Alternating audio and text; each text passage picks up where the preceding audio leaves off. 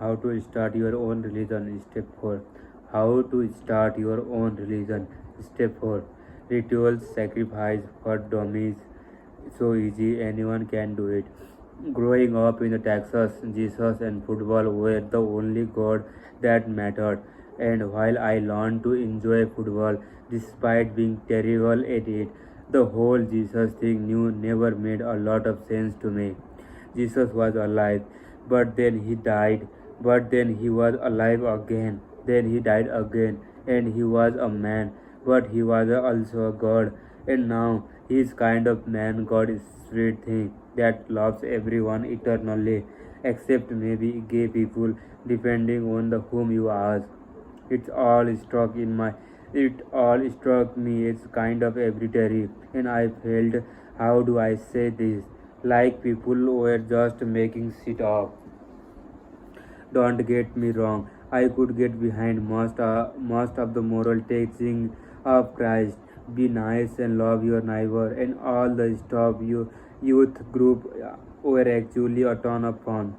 Jesus Camp is maybe a most underrated summer activity of the all time, and the church usually had free cookies hiding somewhere in some room every Sunday morning, which when you are a kid is exciting. But if I am being totally honest, I didn't like being a Christian, and I didn't like it for a really dumb reason. My parents made me wear lame dress clothes. That's right. I questioned my family's faith and why went atheist at age, age of 12 over kiddie suspender and bow ties. I remember asking my dad, if God already know everything and love me no matter what, why does he create care what I wear on Sunday? Dad would sauce me. Dad would sauce me. But dad, if God will forgive us our sins no matter what, why not just lie and cheat and steal all the time? Another sauce. But dad, the church thing never really panned out for me. I was sneaking 9 inch nails t-shirt on Sunday school before my balls had completely dropped. And a couple of years later, I struggled my way through my first knits knits book. From there, it was all downhill. I started acting out. I bailed on Sunday school to go smoke cigarette in the adjoining park a lot. It was over. I was little het hen, het hen, het hen. The open questioning and the skepticism eventually got so bad that my Sunday school teacher took me aside one morning and made me a deal. We had we would give a perfect mark in your confirmation class and tell my parents I was a model student as long as I stopped questioning the logical inconsistency of the Bible in form of all the other kids. I agreed. This probably won't surprise you, but I am not very spiritual. No supernatural belief for me. Thank you. I get a sick pleasure from chaos and uncertainty. This unfortunately has condemned me to life of struggle with uncomfortable truth. But it's something I have come to accept about myself. Now that I am older, though I get the whole dress up for Jesus thing, despite what I thought at the time, I was not about my parents or God torturing me. It was about respect and not to God, but to the community, to the religion. Dressing up on Sunday is about virtue signaling, signaling sig- signaling to the other churchgoer. This Jesus stuff is serious business. It's a part of us versus them dynamic. It signals that you are an us and that you should be treated as such. And then there are the robes. Ever notice that the most important moments in life are always accompanied by somebody in a robe? wedding, graduation, funerals, court hearing, judicial committee hearing, open heart surgeries, baptism, and as even a church sermons. I first noticed the robe thing which I graduated from a college. I was hungover, and on about 3 hours. Slept 3 hours. Slept when I stumbled to my seat for the commencement. I looked around and thought, holy shit, I haven't seen this much people wearing robe in one place since I went to church. Then I looked down and to other horror realized that I was one of them. The robe, a visual cue sign, singling, singling, singling, singling, single, signal, signaling status and importance. It's a part of the rituals thing, and we need to rituals because rituals make our value tangible. You can't think your way toward valuing something. You have to live it. You have to experience it, and once a way of making it easier for others to live and experience a value is to make up cute outfit for them to wear an important sounding word for them to say. In short, to give them a rituals. Rituals are the visual and the experimental representation of what we deem important. That's why every good religion has them.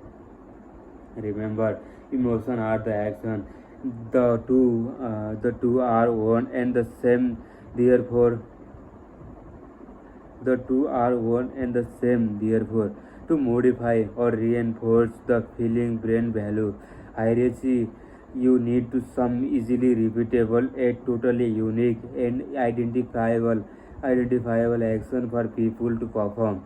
That's where the rituals come in. Rituals are the designed to be repeated over a long period of time, which only lends them an even greater sense of importance. After all, it's not often you get to do the exact same thing that people 500 years ago did. That's some heavy shit. Rituals are also symbolic as value. The must also embody some story or the narrative. Churches have guys. Churches have guys in robes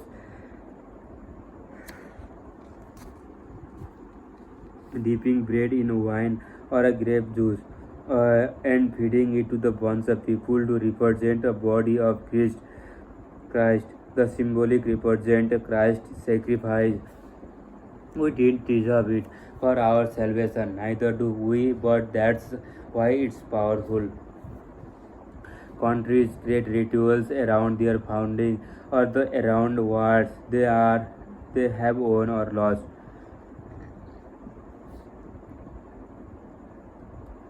We march in the parades and wave flag and shoot off fireworks, and there is a shared sense of that it all signifies something valuable and worthwhile.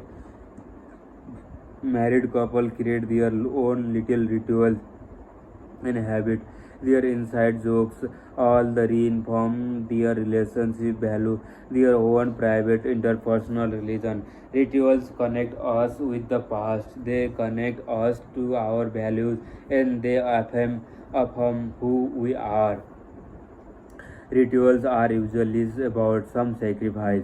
Back in the old days, priest and the chief would actually kill people on the altar, sometimes ripping out their still beating heart, and people would be screaming and banging on drum and doing all kind of crazy shit.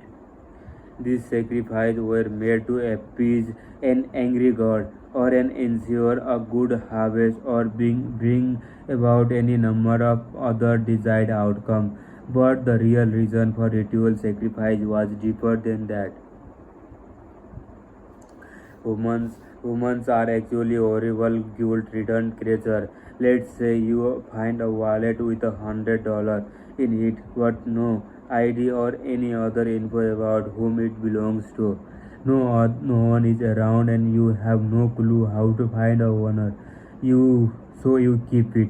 Newton's first law of emotion states that every action produces an equal and opposite emotional reaction. In this case, something good happened to you without you deserving it.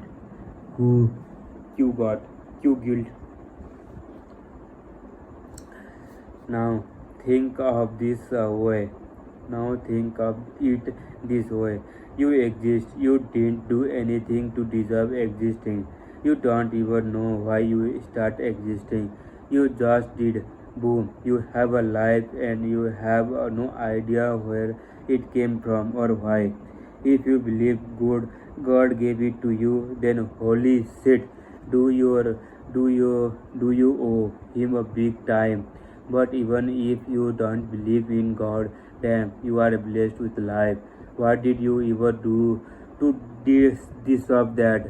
How can you live in such a way as make your life worthwhile? This is a contest at unanswerable question of the human condition, and why inherent guilt of consciousness is a cornerstone of almost every spiritual religion.